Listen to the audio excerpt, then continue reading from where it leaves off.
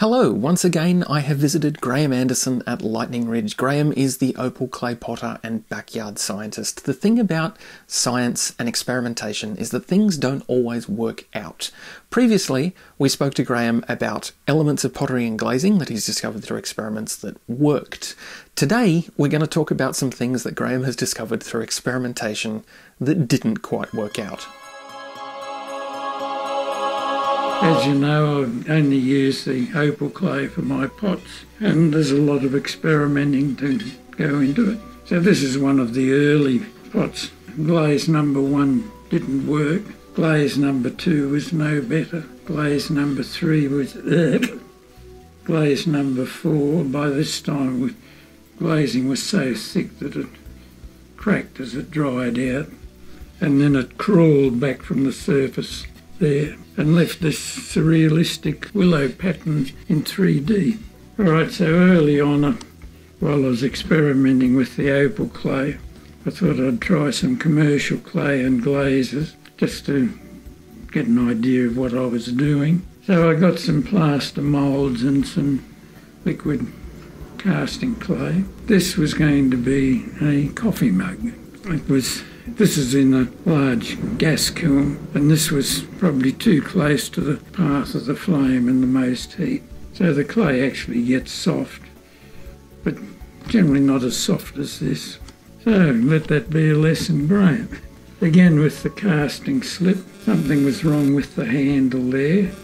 Well, I might have just cracked in the early stages, and when the bit of handle fell loose, the glaze probably melted a bit and was soft, so the bit of handle stuck there.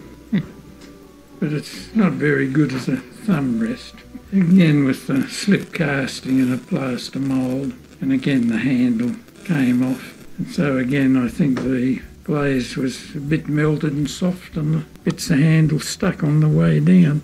And sometimes, of course, you put the pots too close in the kiln and a slight increase in the size of them, and if they're too close together they'll actually touch while the glaze is soft, and then they're stuck there. So this originally was 3 pots, and this one broke off.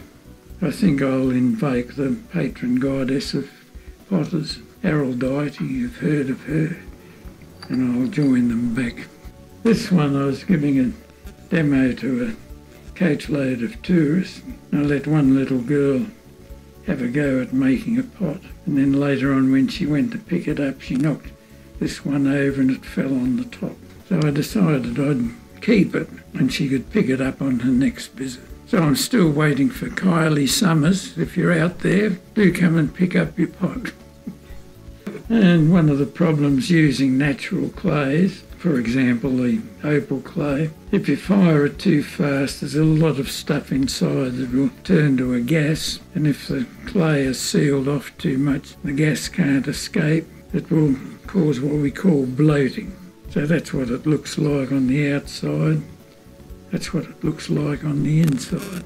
This was very, very educational, because at this stage I was experimenting with the crystal glazes, and I was getting all these funny results, you know. Why has that pot come out looking that colour? And I expected something else. So in this particular firing, every pot in the kiln had the same glaze on it. So luckily these 2 pots were fairly close together, and the only difference is the mix of clay. So this was the paler clay, and as you can see, the crystal glaze normally runs like mad.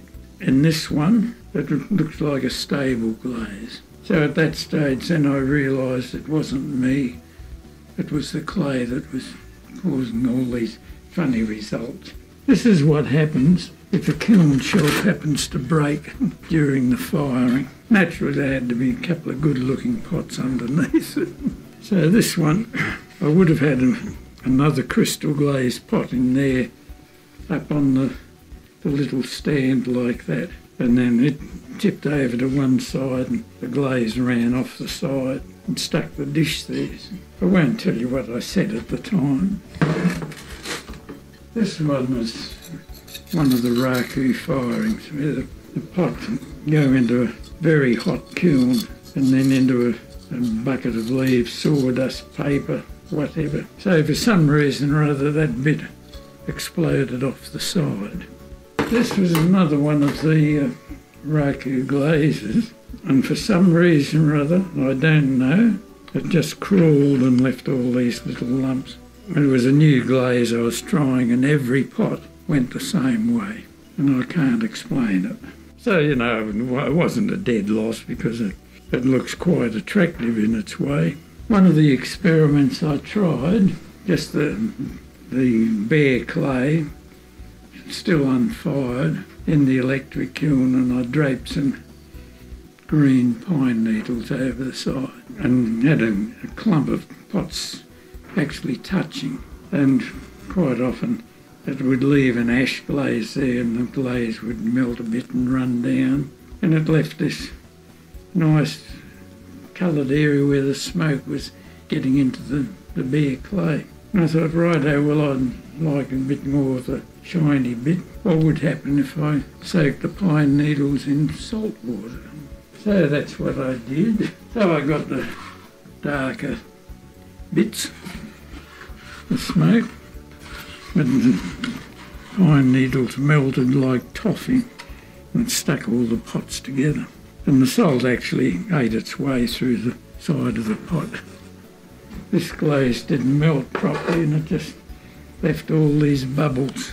So anyway, it gave me an idea, and I said, oh, well, I'll try for a snakeskin glaze. So I did several small dishes and got a little bit like snakeskin, but there were just too many of those bigger bubbles there. This was not made out of the opal clay.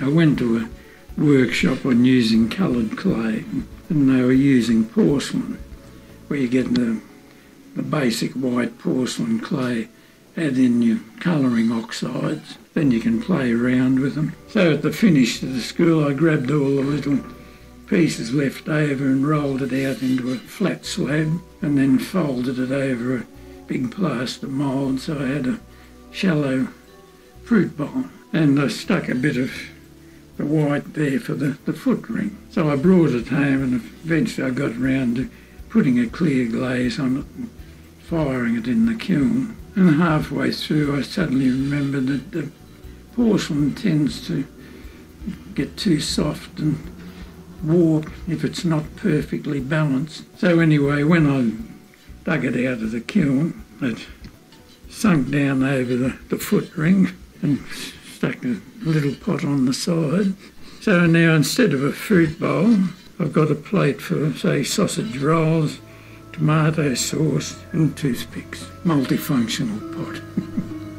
This video was made with the help of Graeme Anderson at Lightning Ridge and his amazing collection of opal clay pottery experiments, successes, failures, and totally unexpected outcomes. If you enjoyed this video, please consider subscribing to ADU Curiosity on YouTube and following along on all of the usual social media channels. Thank you for watching.